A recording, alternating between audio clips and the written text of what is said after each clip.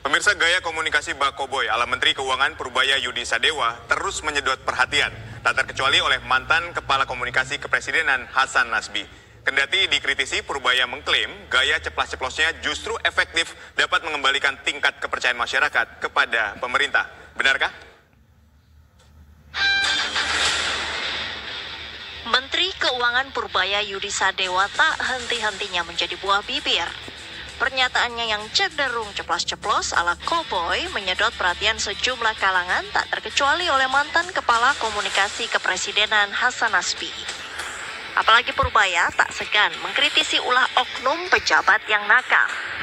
Hasan Nasbi khawatir gaya komunikasi Purbaya justru bisa mengganggu soliditas pemerintah. Kalau lama-kelamaan orang akan melihat ini sebagai ketidaksolidan pemerintah, padahal soliditas pemerintah itu penting sekali. Jadi nggak bisa berlarut-larut kayak gitu. Maksudnya kalau ceplas-ceplosnya mengenai atau kelugasan itu mengenai kebijakan dan lain-lain nggak apa-apa. Tapi kalau saling melemahkan antar pejabat, nanti kan kita juga pernah ada yang kayak gitu dan nggak solid akhirnya.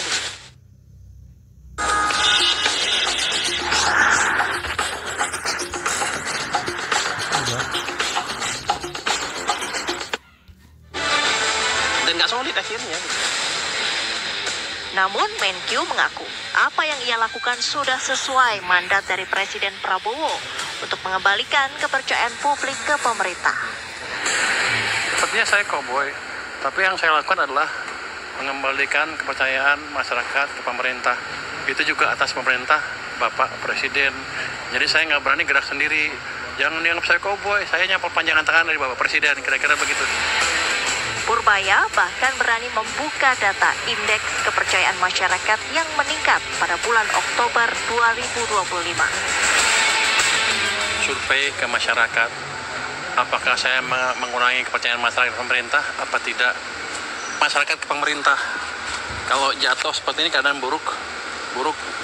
Kalau sana bagus.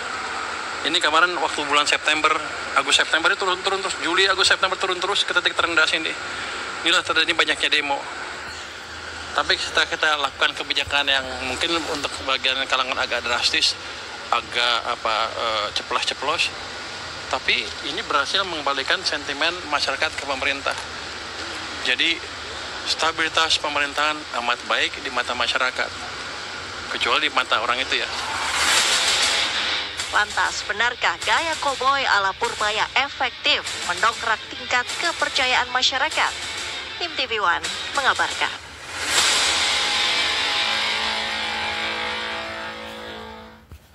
Pemirsa, gaya komunikasi cowboy ala Menteri Keuangan Purbaya Yudi Sadewa menyedot sejumlah perhatian, tak terkecuali dari mantan Kepala Kantor Komunikasi Kepresidenan Hasan Nasbi. Purbaya mengklaim gaya ceplas-ceplosnya lah yang justru bisa menaikkan tingkat kepercayaan publik. Benarkah? Untuk membahasnya, kita sudah bergabung dengan pakar komunikasi politik Universitas Pendidikan Indonesia, Prof. Karim Suryadi. Selamat sore, Prof. Karim. Selamat sore, Adit. Baik, sebelum kita menganalisis gaya komunikasi dari Purbaya, saya ingin ke Hasan Nasbi terlebih dahulu yang mengkritisi gaya komunikasi dari Purbaya ini yang katanya dapat mengganggu soliditas dari pemerintahan Prabowo Subianto. Benarkah menurut Anda seperti itu? Ya, begini ya. Apa yang dilakukan oleh Pak Menteri Purbaya sampai hari ini, menurut saya itu seperti kopi yang baru diseduh. Dia memberikan resonansi emosional yang kuat. Tetapi kesejatian rasanya baru akan didapat setelah tegukan ke-5, ke-6, ke-7. Kita melihat sampai hari ini memang disuka. Dan respon emosionalnya positif. Jujur itu harus diakui.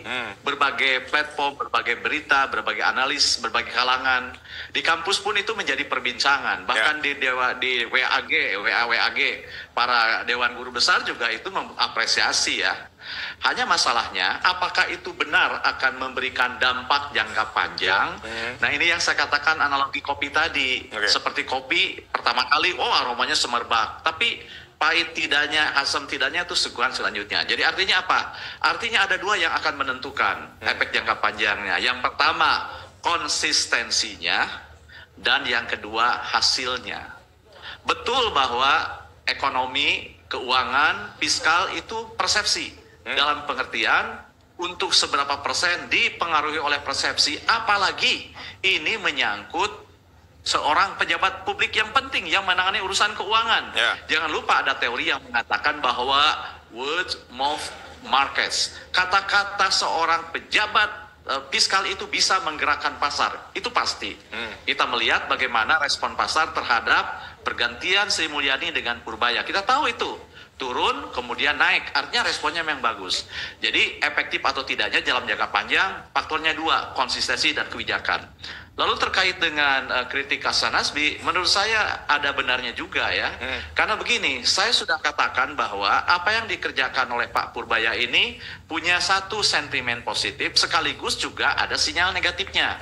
Sentimen positifnya adalah ada citra tentang kejujuran dan persepsi tentang kredibilitas Sang Purbaya yang bukan hanya ceplas-ceplos, bukan hanya berani membuka sesuatu, tetapi ia coba mereformasi gaya komunikasi keuangan yang berjarak, yang hati-hati dengan gaya yang sederhana dan vulgar. Nah, ini respon positifnya adalah memberikan angin segar dan pencitraan tentang kejujuran. Jangan lupa ya, kejujuran itu melambangkan otentisitas komunikasi. Dan bagi bidang-bidang yang sangat sensitif, otentisitas itu lebih penting dari sekedar retorika saja. Jadi komunikasi fiskal bukan soal retorika. Yang menentukan kepercayaan itu adalah otentisitas, dan itu sudah terpenuhi. Tapi kita melihat sinyal negatifnya. Apa sinyal negatifnya? Misalnya respon terhadap tindakan Purbaya membuka WUS. Banyak tokoh yang ngomong, ya, bahkan bukan hanya tokoh di luar kekuasaan, tapi di dalam lingkaran pemerintahan. Termasuk ketika ia membuka tentang dana kas daerah yang nganggur, yang ada di bank. Itu kan respon kepala daerah. Jadi ini bisa menunjukkan desonansi. Tetapi menurut saya, sejauh tidak bertabrakan dengan kebijakan presiden, ya, sejauh tidak bertabrakan dengan kebijakan presiden, ini tidak jadi masalah.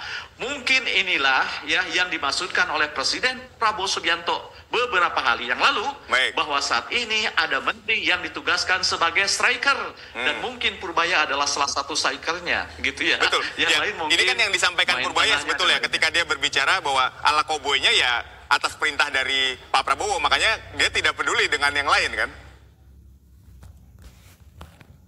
Raffi Ahmad bikin heboh warga gara-gara jual gergaji lipat di bawah harga pasaran. Cari yang super tajam tapi koboynya ya atas perintah dari Pak Prabowo, makanya dia tidak peduli dengan yang lain kan. Ya iya, tentu saja, saya yakin tentu saja. Oleh karena itu saya selalu melihat dan menilai apa yang dikatakan, dilakukan Pak Purbaya ini dalam konteks dia sebagai pembantu presiden yang khusus menangani urusan keuangan yang sangat sensitif itu. Jadi kalau dia selama ini, jadi saya pernah gambarkan, itu kan seperti lukisan besar, seperti mural Presiden Prabowo yang dibangun oleh evidence based, big vision, dan ketata kelolaan gitu ya. Nah, Purbaya adalah seorang yang tampil dengan warna yang mencolok gitu, yang menarik perhatian dari sekian warna yang ada di mural Pak Prabowo itu. Nah, tapi selama warna ya semencolok apapun warna Purbaya, kalau tidak menutup ya, kalau tidak menutupi muralnya Prabowo, nggak jadi masalah, bahkan itu menjadi bagus. Jadi seperti halnya desain ya, warna mencolok itu harus ada, kontras itu harus ada, tetapi kontras tidak bisa terlalu banyak karena itu akan mengganggu keseimbangan desain komunikasi yang digalang oleh presiden. Jadi sampai hari ini bagus, tapi apakah sampai hari ini bagus ini akan berdampak bagi pemulihan kepercayaan? Dua kata kuncinya, satu konsistensi. Sebab kalau dilakukan sekejap, kalau episodik itu biasanya yang episodik itu teatrikal gitu ya, atau dramaturgi gitu ya, penceritaan sekejap hanya sebagai pemanis mata saja. Tapi kalau konsisten, apakah Anda di sini melihatnya ini adalah efek dari dramaturgi tadi, atau memang tadi otentik dari seorang Purbaya? Sejauh ini otentik, karena saya melihat Purbaya bekerja dari ruang data dan tidak mencari tepukan. Sejauh ini ya, sejauh ini. Tapi ke depan saya tidak tahu, karena mungkin tekanan akan banyak gitu ya. Meskipun kata presiden, oh ya oke, kamu saya backup, kamu minta 5 saya kasih 10. Tapi kan ada kanan kirinya aktor-aktor yang juga mencari panggung. Baik, gitu ya. Prof, tapi kan tidak semua nyaman dengan gaya komunikasi Purbaya, terutama ya tadi ada di internal kabinet Pak Prabowo sendiri. Nah itu dia saya bilang, itu yang akan menekan meskipun Pak Purbaya ini diizinkan, direstui, bahkan didorong oleh presiden, tapi kan kanan kirinya juga orang yang punya kekuasaan, punya pengaruh dan punya motif nyari panggung juga gitu ya. Nah ini yang saya bilang, jadi keberanian Purbaya ini harus dibingkai dengan strategi gitu ya. Baik. Jadi dia harus, ya saya yakin lah dia sudah tahu ya kapan. Jadi saya katakan keberanian itu kan tidak selamanya berdiri dan berteriak ya. Kadang harus duduk dan diam juga gitu ya. Baik. Jadi tapi benarkah ini dapat mengganggu momennya. soliditas dari kabinet Pak Prabowo sendiri? Sejauh ini tidak ya. Baik. Sejauh ini tidak, karena apa yang dilakukan itu masih dalam frame pemerintahan Prabowo yang evidence based, kemudian big vision, dan Prabowo kan berkali-kali mengatakan saya akan bongkar kan gitu ya. Saya akan lawan, saya tidak akan pernah takut selama rakyat mencintai saya akan berani. Tidak akan takut, tidak akan mengenal kasihan untuk maling-maling dan untuk hal-hal yang perlu dilakukan. Jadi menurut saya ini adalah terjemahan versi Purbaya atas ancaman, atas tindakan, atas komitmen Presiden Prabowo untuk memerangi hal-hal yang menjadi kepompong ya, hal-hal yang menjadi baksil-baksil perkembangan ekonomi dan pembangunan. Jadi menurut saya masih in line with, masih sejalan gitu ya. Jadi dan kita tidak usah terjebak pada gaya. Sebenarnya yang kita nantikan sebenarnya hasil dari gebrakan ini. Oleh karena itu maka saya bilang, kalaupun dia masih bisa konsisten, tidak episodik, bagaimana hasilnya gitu ya. Bagaimana hasilnya? Pasar akan merespon ini, performance ekonomi fiskal akan mengikuti ini gitu ya. Jadi ini tidak bisa dinilai dari awal, meskipun ya kita gembira ada respon yang positif, angin segar, mudah-mudahan aja ini menjadi pengungkit kinerja ekonomi yang makin baik gitu ya. Baik.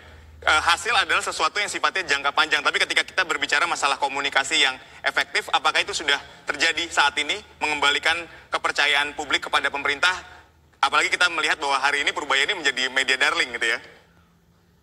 Sampai saat ini efektif, karena komunikasi efektif itu apa yang disampaikan oleh Purbaya diterima oleh masyarakat. Karena analoginya sederhana gitu ya. Contoh misalnya soal dana daerah gitu ya. Bagaimana mungkin daerah meminta transfer ditambah kalau sudah ada pun disimpan? Kan ini sangat sederhana logikanya. Jadi justru menurut saya Purbaya ini mencoba menyederhanakan matrik-matrik ekonomi yang kadang rumit dengan simbol-simbol yang abstrak yang jauh gitu ya, yang tak terjangkau dengan cara-cara yang sederhana. Saya suka ini dan harus dilakukan ini. Jadi menurut saya dalam hal dimensi kejujuran dari gaya komunikasi publiknya harus dipertahankan. Tetapi dari dimensi kepekaan fiskalnya, nah ini yang harus dikontrol. Dia tahu kira-kira ini indikasi respon pasar seperti apa, respon investor seperti apa, dia akan tahu. Saya yakin dia melakukan audit komunikasi. Makanya tadi dia tunjukkan bagaimana tingkat kepercayaan masyarakat pasca dia diangkat sejak 8 September kan gitu ya. Betul. Itu artinya apa? Dia bekerja dari ruang data, bukan hanya data ekonomi yang akan dia bicarakan, tapi juga dia mengkaji tentang dampak apa yang dia ucapkan. Ini bagus, evidence gitu ya. Tapi berbicara soal strategi seperti apa Prof yang harus diterapkan oleh Pak Purbaya agar tadi komunikasinya efektif ke masyarakat, juga dapat efektif ke dalam kabinet itu sendiri? Ini berbicara strategi. Dan jangan lupa yang terakhir ya Aditya. Jadi bagaimana cara dia merespon kritik ini juga akan menentukan ya. Sebab biasanya orang yang sensitif terhadap kritik, menutup, jadi menjaga jarak, itu justru lambang ketidaksiapan dia. Kalau dia betul-betul jujur dan bekerja berdasarkan data, berbicara dari ruang data, dia akan terima kritik itu gitu ya. Karena orang yang bicara berdasarkan data dan menyadari kebenaran, dia akan mengatakan begini dalam hatinya, bahwa kebenaran itu seperti gelas yang jatuh dari Tuhan. Semuanya berserakan. Dan orang yang memungutnya seakan-akan sudah mendapatkan kebenaran, padahal hanya serpihannya gitu ya. Jadi respon dia terhadap kritik itu menjadi bagian yang akan menentukan pemulihan kepercayaan itu, selain konsistensi dan hasil itu sendiri gitu. Baik, itu penutup yang luar biasa dari Prof Karim. Ini memang